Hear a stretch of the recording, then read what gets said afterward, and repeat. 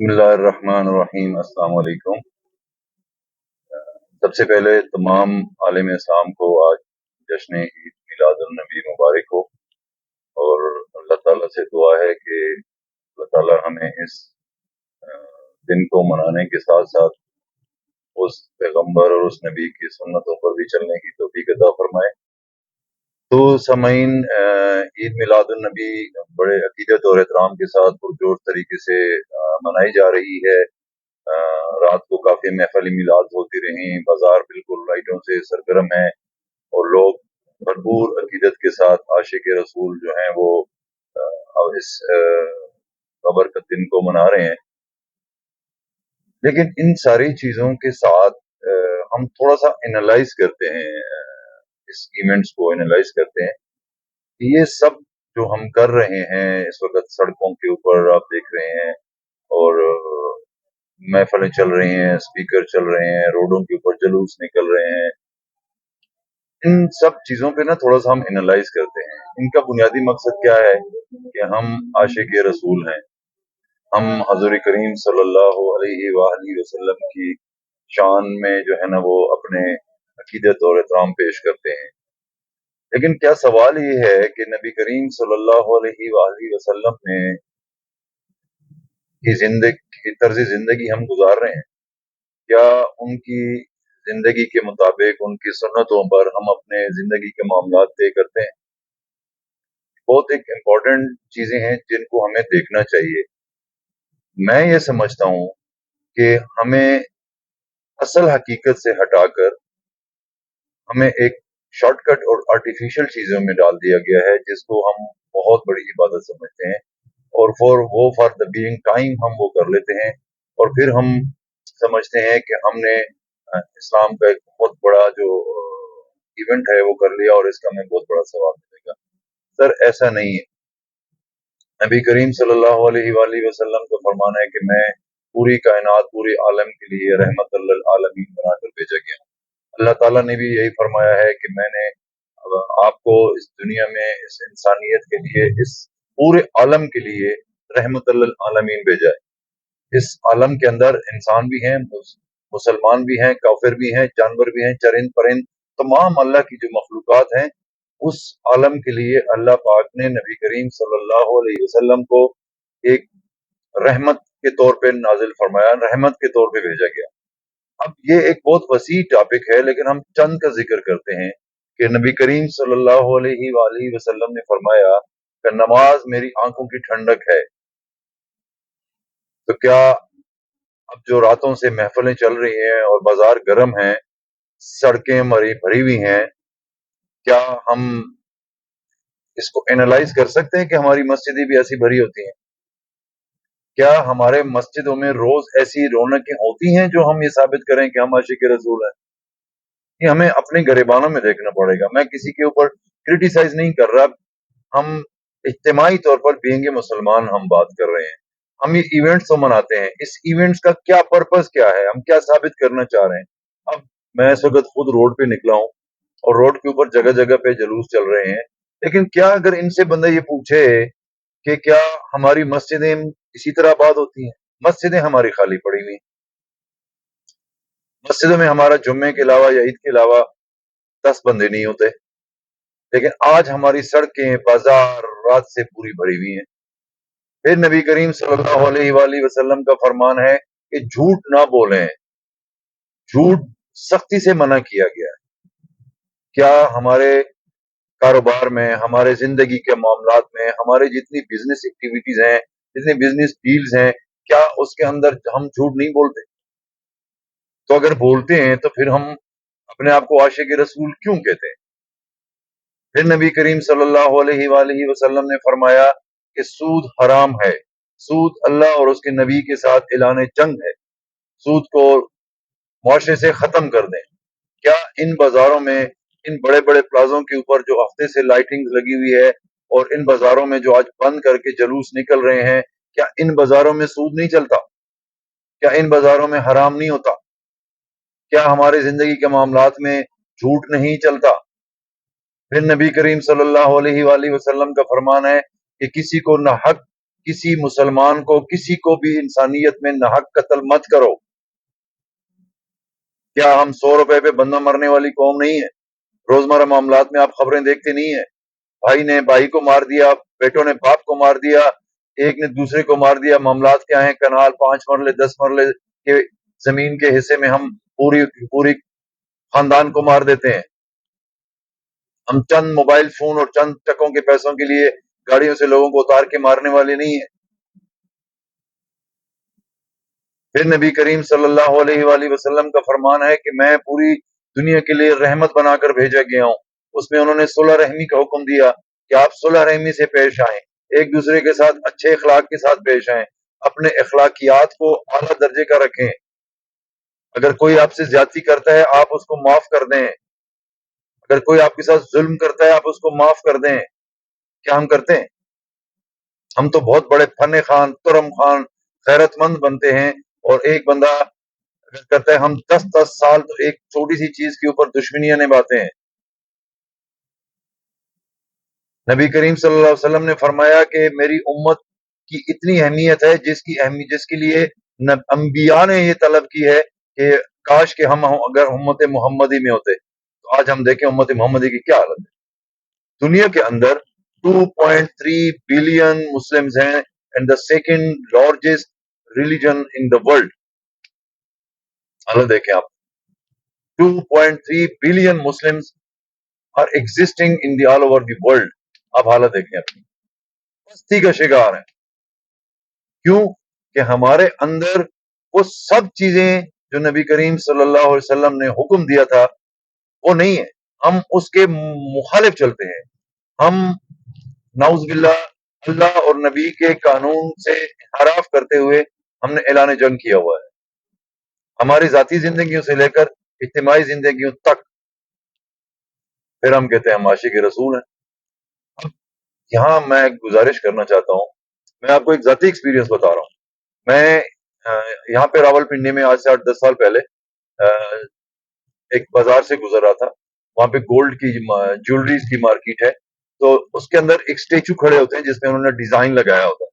وہ اسٹیچو جو ہے وہ ننگا لگا ہوا تھا شیشے کے پیچھے۔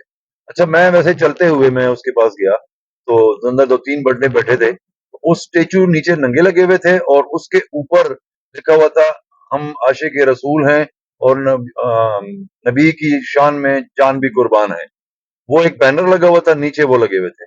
تو مجھے نا عجیب سا لگا، تو میں اندر گیا، میں نے کہا بھائی اگر آپ ناراض نہ ہو تو گستاخی نہ ہو تو میں ایک سوال پوچھ سکتا ہوں؟ تو انہوں نے کہا جی بالکل فرمائیں آپ۔ تو میں نے کہا سر مجھے ایک چیز نظر آئی ہے تو مجھے بڑا عجیب لگا، تو میں نے کہا آپ سے پوچھ لوں۔ تو میں نے ان سے پوچھا کہ سر اوپر آپ نے بینر لگایا ہوا ہے کہ نبی کی شان میں جان بھی قربان ہے، اور نیچے آپ نے ننگی لڑکیوں کی اسٹیچو کھڑے کیے ہوئے ہیں، اس پہ کپڑا تو لگا دیں کم از کم۔ تو انہوں نے مجھے جواب پتہ کیا دیا، انہوں نے کہا سر ہم ناراض بالکل نہیں ہوئے، اصل میں ہم نے یہ اس لیے لگایا ہوا ہے کہ یہاں سے ابھی جلوس گزرنا ہے، پھر لوگ پتھر مارتے ہیں۔ سو یہ جو جتنے ہم ایکٹیویٹی کر رہے ہیں یہ کیا مطلب یہ کیا ہے؟ مطلب ہم کس کو ہم دھوکہ دے رہے ہیں، کس کو ہم بیوقوف بنا رہے ہیں؟ یہ ہم اپنے آپ کو دھوکہ دے رہے ہیں، کسی کو نہیں دے رہے ہیں۔ ٹھیک ہے، اب اس کی کہانی کیا ہے کہ یہ ہم اس کو کر کے بس ہم تسلی میں ہو جائیں گے۔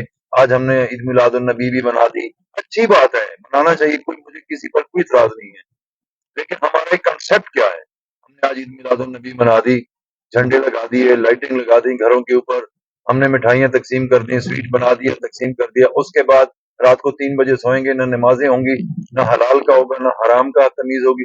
ہم کہیں بڑی زبردست کی میلاد منائی ہے یار، بس ہم ابھی ڈائریکٹلی سرٹیفائڈ جنتی ہو گئے ہیں۔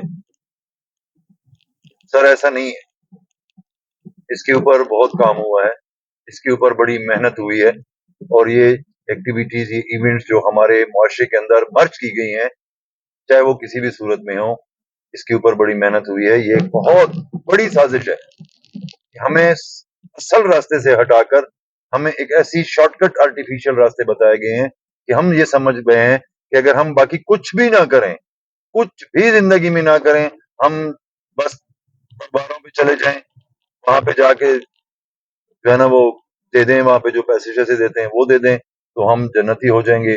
ہم جو ہے نا کسی جگہ پہ عید میلاد منا دیں بس ہم جنتی ہو جائیں گے.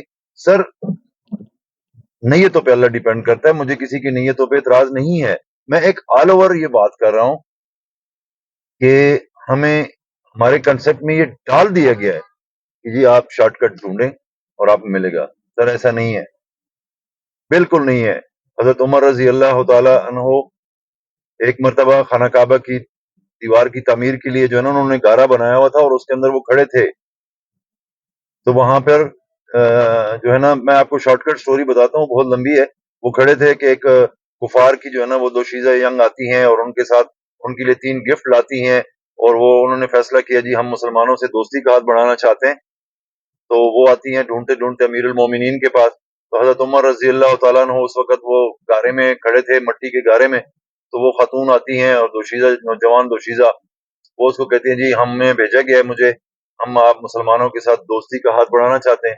تو وہ 3 گفٹ پیش کرتی ہے جس میں ایک زہر ہوتا ہے اور اس کے بعد ایک میں عطر ہوتا ہے اور تیسری جو ہے نا وہ ایک خود ہوتی ہیں. تو حضرت عمر رضی اللہ تعالیٰ عنہ جو ہے نا وہ کلمہ پڑھ کے زہر بھی پی لیتے ہیں, کچھ نہیں ہوتا. پھر وہ عطر جو ہے نا وہ کھول کے اس مٹی میں ڈال لیتے ہیں کہ یہ دنیا کا یہ اچھا زہر ہے, اپنا اچھا عطر ہے دنیا کا, تو ہمیں اسی جگہ پہ ہونا چاہیے. اور باقی آپ لوگوں نے سنا ہوگا. تیسرا پھر وہ خود پیش کر دیجیے کہ میں حسین دوشیزہ ہوں, مجھے آپ کے لیے بھیجا گیا. تو حضرت عمر رضی اللہ تعالیٰ عنہ نے فرمایا کہ میں جو چیز اپنے لیے پسند کرتا ہوں میں اپنے غلام کے لیے بھی وہی پسند کرتا ہوں. غلام کے حوالے کی, انہوں نے کہا تم کلمہ پڑھاؤ مسلمان اور نکاح پڑھا دو. یہ ساری چیزیں کیوں ہوئی؟ جب کفار نے یہ دیکھا اور اس نتیجے پر پہنچے, اس ریزلٹ پر پہنچے کہ ہم مسلمانوں کے ساتھ جنگ نہیں لڑ سکتے, چاہے وہ 313 ہوں 3000 ہوں جتنے بھی ہوں, ہم ان کے ساتھ جنگ نہیں لڑ سکتے. جب اس منطق پر وہ فائنلی پہنچ گئے, کیوں؟ تو انہوں نے کہا کہ اس کی ریزن کیا ہے. پھر اس پہ ریسرچ ہوئی کہ یار یہ 300 ہوں پھر بھی یہ فاتح ہوتے ہیں, یہ 3000 ہوں پھر بھی یہ فاتح ہوتے ہیں. مطلب یہ ایک ایسی عجیب قوم ہے کہ ان کے اندر کون سی ایسی خاصیت ہے. ان کے پاس جدید ٹیکنالوجی بھی اس وقت کے دور کے مطابق نہیں ہے, اس وقت کے دور کے مطابق ان کے پاس وہ چیزیں نہیں تھی جو کفار بھی اس وقت جدید چیزوں سے لیس تھے. مسلمانوں کے پاس اس وقت کچھ بھی نہیں تھا. پھر انہوں نے اس کے اوپر ورک آؤٹ کیا, ریسرچ کیا, پھر کیا نتیجہ خاص گیا؟ ایک ہی حل ہے, ایک حل ہے دوستو. وہ حل کیا تھا کہ مسلمانوں کو اعمال سے ہٹا دو, مسلمانوں کو اعمال سے ہٹا دیں تو یہ فارغ ہے. پھر انہوں نے اس کے اوپر کام شروع کیا. سٹارٹ انہوں نے حضرت عمر رضی اللہ تعالیٰ عنہ سے لیا کہ ہم دوستی کا ہاتھ بڑھانا چاہتے ہیں. تحفے طائف بھیجے کہ جی یہ زہر بڑا جدید زہر ہے, اس کو نیزوں پہ لگائیں گے, ہمارے ساتھ ہے تو آپ بھی رکھیں, تو یہ جو ہے نا جب جنگ ہوگی تو یہ ہوگا تو وہ ہوگا. حضرت عمر رضی اللہ تعالیٰ عنہ نے کیا فرمایا؟ انہوں نے کہا مجھے تو میرے نبی نے بتایا کہ میری زندگی اور جان میرے رب کے ہاتھ میں ہے. میں لیٹ می ٹیسٹ کہ میں زہر چیک کروں کہ اگر میری زندگی زہر میں ہے تو مجھے زندگی چاہیے نہیں. سر اس نتیجے پر جب پہنچے تو پھر انہوں نے ریسرچ شروع کیا کہ مسلمانوں کو اعمال سے ہٹا دو. جب مسلمان اعمال سے ہٹ گئے نا تو پھر آج یہ حالت ہے کہ 2.3 بلین کے لوگ بھی گدھوں کی طرح بیکاری بنے ہوئے ہیں اور دنیا میں رسوا ہو رہے ہیں اور ظلم کا شکار ہیں. آپ یہ نمازیں, یہ عید میلاد, یہ جو ہمارے ایونٹس ہیں, یہ آپ کو کوئی شاید امریکہ میں بھی نہیں منع کرتا. نماز پڑھنے سے آپ کو اسرائیل میں بھی کوئی نہیں روکتا, آپ کو امریکہ میں بھی نماز پڑھنے سے کوئی نہیں منع کرتا, کسی دنیا کے کونے میں نہیں منع کرتا. کیوں؟ کہ ان کو پتا ہے کہ ان کی نمازیں بھی ایسی ہیں. اب وہ اس جگہ پہ انہوں نے ایسی انجیکٹ کر دی ہیں ساری چیزیں. اب آپ تھوڑا سا مثال دیں نا زندگی میں. ہم نعت بہت اچھی بات ہے, نبی کریم صلی اللہ علیہ وسلم پہ ہر وقت درود و سلام بھیجنا چاہیے, لیکن ہم تلاوت نہیں سنتے. نعت کیوں سنتے ہیں؟ مجھے نعت کا مسئلہ نہیں ہے, میں جو چیز بتانے کی کوشش کر رہا ہوں, نعت کے اندر موسیقی داخل کر دی گئی. نبی صلی اللہ علیہ وسلم کی نبی صلی اللہ علیہ وسلم جس نے موسیقی کو حرام کرا دے دیا اسلام میں, جدید نعتوں کے اندر موسیقی کو مرچ کر دیا گیا ہے. اب ایکچولی جو ہمارے اوپر سائیکولوجیکلی اثر پڑتا ہے وہ موسیقی کا ہے. ہمیں اس موسیقی کی طلب ہوتی ہے سائیکولوجیکلی, ناٹ نعت کی, نبی کریم صلی اللہ علیہ وسلم کی. ورنہ ہم درود سلام کیوں نہیں پڑھتے؟ تلاوت جو ہے وہ سننا فرض ہے, قرآن کو پڑھنا واجب ہے, ہم وہ نہیں سنتے. سر یہ وہ ایلیمنٹس ہیں جس کو بہت ہی ورکنگ کے بعد اس میں مرج کر دیا گیا. آج ہماری جو حالت بنی ہوئی ہے، ان چیزوں میں اگر ہم یہ سمجھتے ہیں نا، ان میں ہماری فتح ہے، ہم بہت بڑے عاشق رسول ہیں، ہم بہت بڑے مسلمان ہیں، تو پھر سر یہاں پہ وہی حالت ہے کہ شیخ سعدی رحمت اللہ علیہ سے کسی نے پوچھا کہ شیخ صاحب یہ ڈھول کی آواز اتنی بہت اونچی ہوتی کیوں ہوتی ہے؟ تو شیخ سعدی رحمت اللہ علیہ نے فرمایا یہ اندر سے خالی ہوتا ہے، جو چیز اندر سے خالی ہوگی اس کی آواز بہت ہوگی. آج ہم مسلمان اندر سے کھوکھلے ہو چکے ہیں، ہماری آوازیں بہت ہیں. آپ چاہے ساری سڑکوں پہ جلوس نکالیں، چاہے سارے بازاروں میں میلاد کے جلوس نکالیں، چاہے آپ پورے پاکستان کو لائٹوں سے بھر دیں، لیکن ہم ہیں اندر سے خالی. کوئی فرق نہیں پڑتا کسی کو ہمارے ان ایونٹ سے، ان ایکٹیویٹیز کے اندر سے کوئی فرق نہیں پڑتا. ہماری اوقات ان کو پتہ ہے، ہم میں وہ پہچان چکے ہیں. یہ آپ ساری رات یہ والا ایونٹ کریں گے، کل پورا دن یہ سوئے رہیں گے، کوئی نماز نہیں. اخلاقیات سے ہم گری ہوئی قوم ہیں، اخلاقیات ہمارے ختم ہو چکے ہیں، جھوٹ ہم میں رس چکا ہے، ان بلڈ کے اندر حرام چلا گیا ہے. تو سر پھر آپ میلاد منائیں، آپ جشن منائیں، آپ جو مرضی کریں، تو پھر ہماری مثال وہ خالی ڈھول والی ہے جو شیخ سعدی نے فرمایا. میں آخر میں یہ معذرت چاہوں گا اگر کسی کی میری ان باتوں سے دل آزاری ہوئی ہے. میرا قطعاً کسی کے اوپر کوئی کرٹیسزم تنقید نہیں تھا.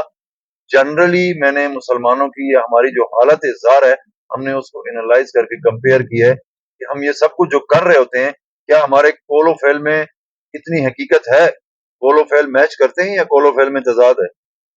یہ سب سے پہلے ہمیں اندر سے جسٹس سسٹم سے چیک کر لینا چاہیے. تو میں معذرت چاہتا ہوں اگر کسی کی دل آزاری ہوئی ہے. بہت بہت شکریہ. Thank you very much.